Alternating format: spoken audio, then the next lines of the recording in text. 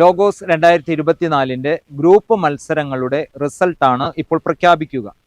ഈ വർഷം 4,60,000 പേരാണ് പങ്കെടുത്തത്. അതിൽ എ വിഭാഗത്തിൽ 68,859 പേരാണ് പങ്കെടുത്തത്. അതിൽ നിന്നും 3-ാം സ്ഥാനം കരസ്ഥമാക്കിയിരിക്കുന്നത് തലശ്ശേരി അതിരൂപതയിൽ നിന്നുള്ള ജിയ എലിസബത്ത്. 2-ാം സ്ഥാനം കരസ്ഥമാക്കിയിരിക്കുന്നത് പാലക്കാട് രൂപതയിൽ നിന്നുള്ള ജോഹൻ എൻ ബിനോയ്. 1-ാം സ്ഥാനം നേടിക്കൊണ്ട് നാളെ നടക്കുന്ന ലോഗോസ് പ്രതിഭാ പട്ടത്തിലേക്ക് മെഗാ ഫൈനലിലേക്ക് യോഗ്യത നേടിക്കൊണ്ട് എ വിഭാഗത്തിൻ്റെ ചാമ്പ്യനായിരിക്കുന്നത് കോതമംഗലം രൂപതയിൽ നിന്നുള്ള ജിസ്മോൻ സണ്ണി. ഈ വർഷം ബി വിഭാഗത്തിൽ രജിസ്റ്റർ ചെയ്തിരിക്കുന്നത് 1,90,000 കുട്ടികളാണ്. അതിൽ 3-ാം സ്ഥാനം നേടിക്കൊണ്ട് ബി വിഭാഗത്തിൽ ചാമ്പ്യൻ പട്ടത്തിന് അടുത്തെത്തിയിരിക്കുന്നത് ചങ്ങനാശ്ശേരി അതിരൂപതയിൽ നിന്നുള്ള ജാൻവി ആൻഡ് ജോസി.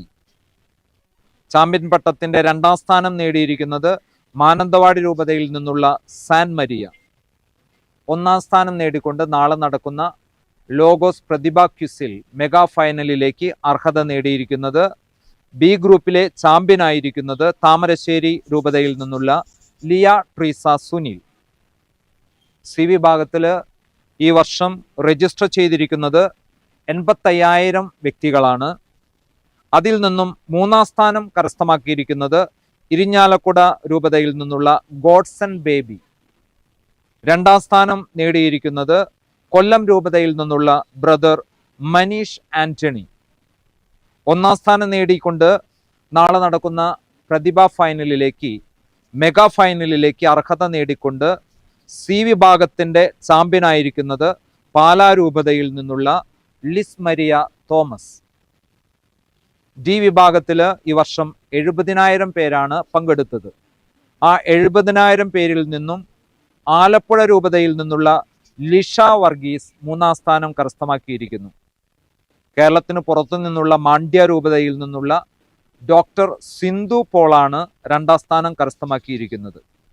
ഡി വിഭാഗത്തിൽ ചാമ്പ്യൻ പട്ടവും ഒപ്പം തന്നെ നാളെ നടക്കുന്ന ലോഗോസ് പ്രതിഭാ ക്വിസിൽ മെഗാ ഫൈനലിൽ പങ്കെടുക്കാൻ അർഹത നേടിക്കൊണ്ട് ചാമ്പ്യനായിരിക്കുന്നത് ഡി വിഭാഗം ചാമ്പ്യൻ മൂവാറ്റുപുഴ രൂപതയിൽ നിന്നുള്ള ഷിബു തോമസ്.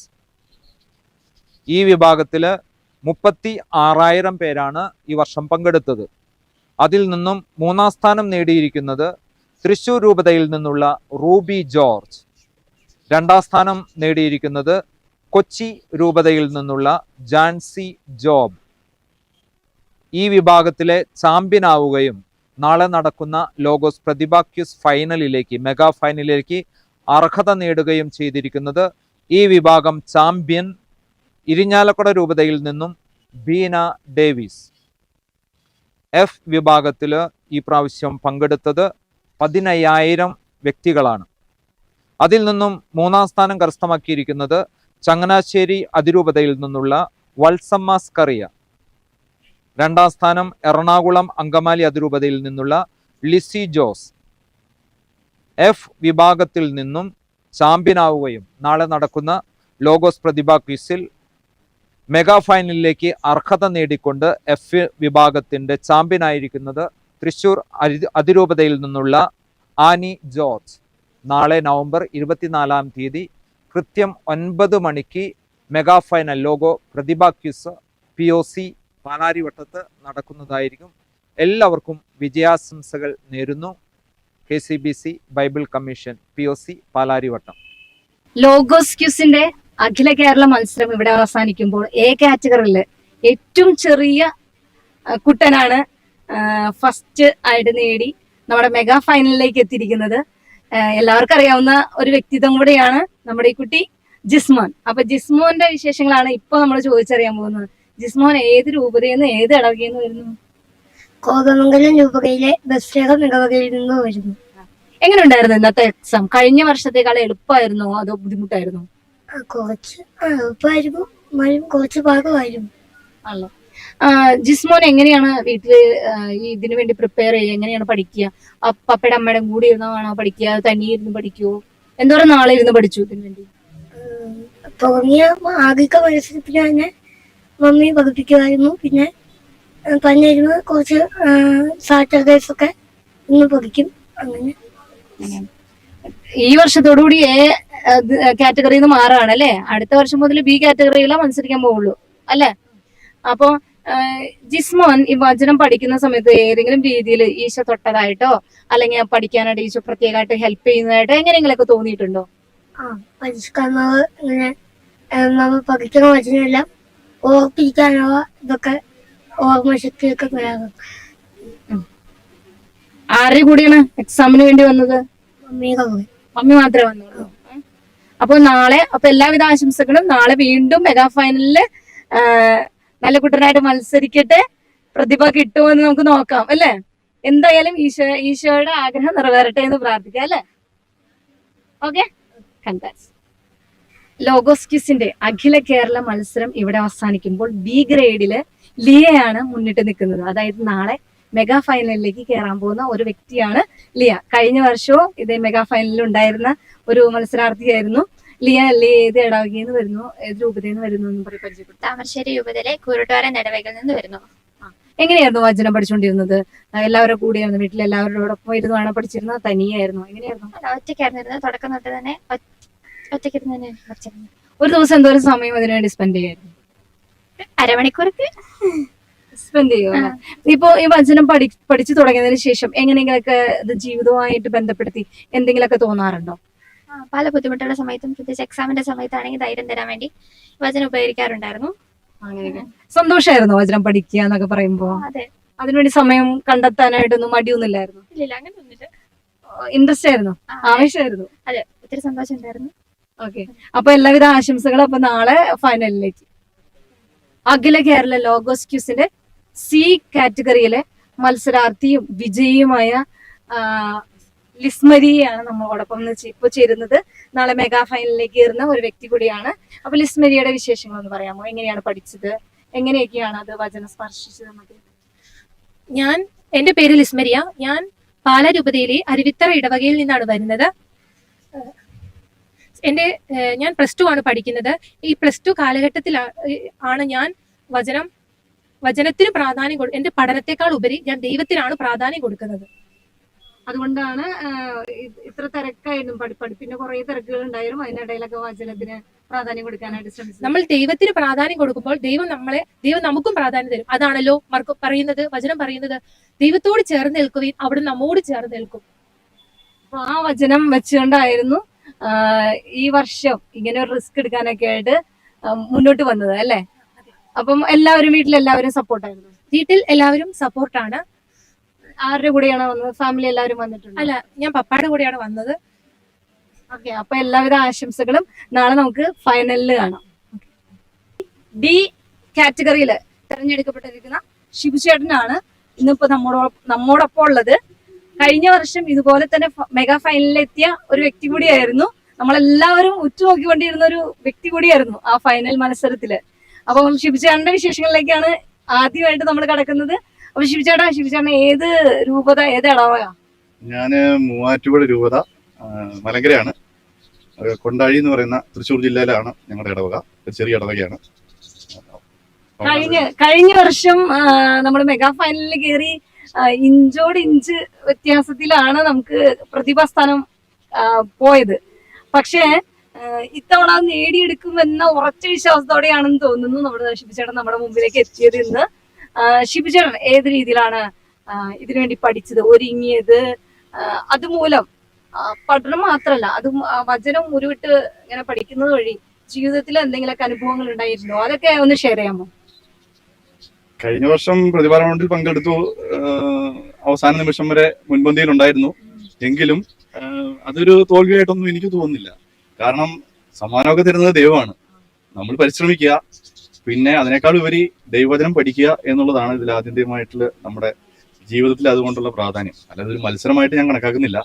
എല്ലാ വർഷവും അങ്ങനെ ദൈവവചനം കൂടുതൽ കാര്യങ്ങൾ പഠിക്കുക, അതിന്റെ ആഴങ്ങളിലേക്ക് ചെല്ലുക, അതൊക്കെയാണ് ഇതിൽ നിന്ന് ഞാൻ പ്രതീക്ഷിക്കുന്നത്.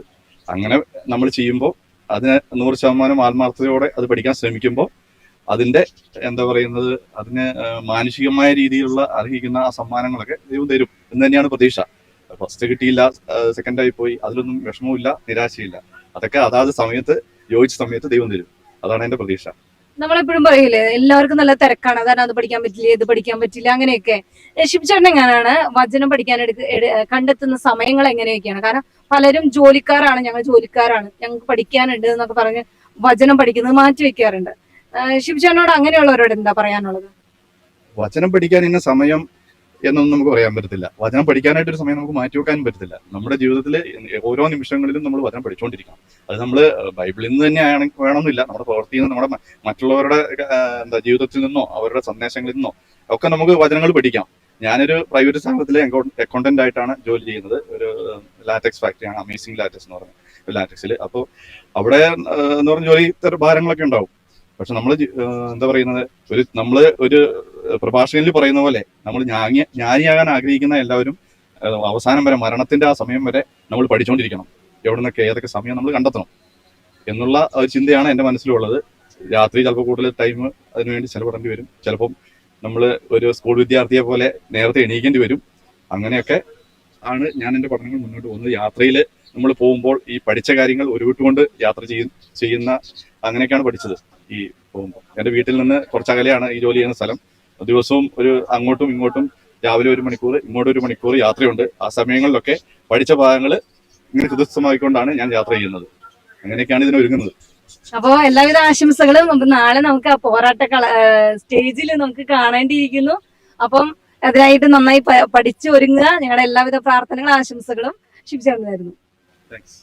അഖില കേരള ലോഗോസ് ക്വിസ് മത്സരത്തിന്റെ ഈ കാറ്റഗറിയിൽ വിന്നർ ആയിട്ടുള്ള ബീന ചേച്ചിയാണ് നമ്മുടെ കൂടെ ഉള്ളത്. ഇതിൽ മറ്റൊരു പ്രത്യേകത കൂടിയുണ്ട്. കഴിഞ്ഞ വർഷം ഇരിഞ്ഞാലക്കുട രൂപതയിൽ നിന്നായിരുന്നു നമ്മുടെ പ്രതിഭ. അതേ രൂപതയിൽ നിന്ന് ഇത്തവണ മുമ്പോട്ട് വന്നിരിക്കുന്നത് ഈ കാറ്റഗറിയിലെ ബീന ചേച്ചിയാണ്. അപ്പൊ ബീന ചേച്ചിയാണ് രൂപത തന്നെ ഉറ്റുനോക്കിക്കൊണ്ടിരിക്കുന്നത്. അപ്പൊ ബീന ചേച്ചി എങ്ങനെയാണ് പഠിച്ചത്? ഏത് ഇടവകയിൽ നിന്നാണ്? ഇതൊക്കെ ഒന്ന് വിശദീകരിക്കാം. ഞാൻ തൂമ്പാക്കോട് ഇടവകയാണ്. പേര് ഞാൻ ഇനി പറയേണ്ട ആവശ്യമില്ലല്ലോ. എനിക്ക് എന്നിൽ ദൈവം ചൊരിഞ്ഞ കൃപ നിഷ്ഫലമായി പോയിട്ടില്ല. എനിക്ക് അതേ പറയാനുള്ളൂ. എൻ്റെ ചെറുപ്പം മുതലേ എൻ്റെ അമ്മ എന്നെ ദൈവത്തിന്റെ വഴിയിലൂടെ നടത്തി. ആ ഒരു ദൈവാനുഗ്രഹവും അതുപോലെ ഇപ്പോൾ ബൈബിളൊക്കെ വായിക്കാൻ എനിക്ക് ഭയങ്കര ആഗ്രഹമാണ്. ഞാൻ കുറച്ച് വർഷങ്ങളായിട്ട് പരീക്ഷ എഴുതാറുണ്ട്.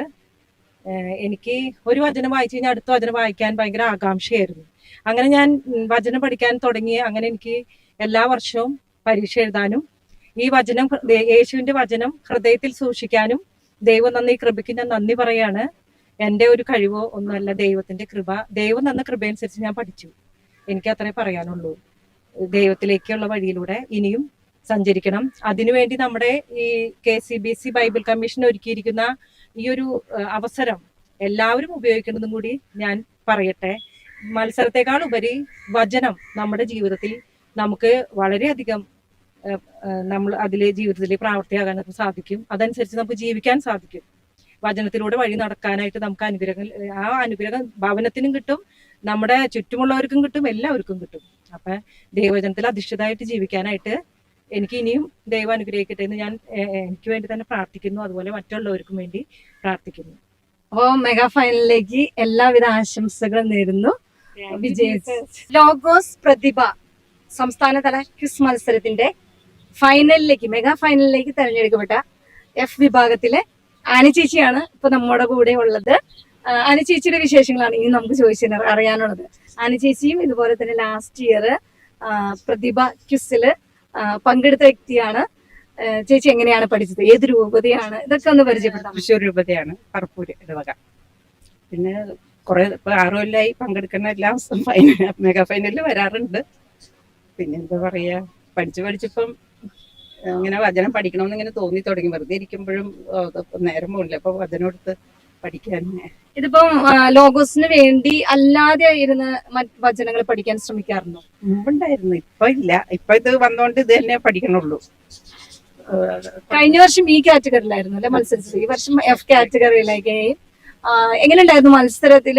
ഇന്ന് ഇവിടെ നടന്ന മത്സരത്തിൽ എങ്ങനെയായിരുന്നു? ടഫായിരുന്നു? ഇന്നത്തെ കഴിഞ്ഞ പ്രാവശ്യത്തെ വെച്ച് നോക്കുമ്പോൾ ഇപ്രാവശ്യം നല്ല എളുപ്പമായിരുന്നു. ഒരു സിമ്പിൾ ക്വസ്റ്റ്യൻസ് ആയിരുന്നു. അതുകൊണ്ട് കൂടുതൽ തെറ്റിക്കാനും സാധ്യതയുണ്ട്. അപ്പൊ ഈ വചനം ഇങ്ങനെ കണ്ടിന്യൂസ് പഠിക്കുമ്പോ ജീവിതത്തിലുണ്ടായ എന്തെങ്കിലും സ്പെഷ്യൽ അനുഭവങ്ങൾ എന്തെങ്കിലും ഉണ്ടോ? അതുപോലെ തന്നെ നമുക്ക് എന്തെങ്കിലും ഇങ്ങനെ വിഷമമൊക്കെ വരുമ്പം ഇതിങ്ങനെ പഠിക്കണോണ്ട് പിന്നെ അതിനെ പറ്റി ഒന്നും ചിന്തിക്കാൻ നമുക്ക് നേരമില്ല. നമുക്കൊരു ധൈര്യമൊക്കെ കിട്ടും ജീവിതത്തില്. ദൈവം കൂടെ ഉണ്ടെന്നുള്ളൊരു വിശ്വാസം എപ്പോഴും ഒരു വിശ്വാസം കിട്ടുന്നുണ്ട് അല്ലേ? അപ്പോ ഓൾ ദി ബെസ്റ്റ്. അപ്പൊ നാളെ നമുക്ക് മെഗാ ഫൈനലില് വീണ്ടും കണ്ടുമുട്ടാം. എല്ലാവരും ആശംസകൾ.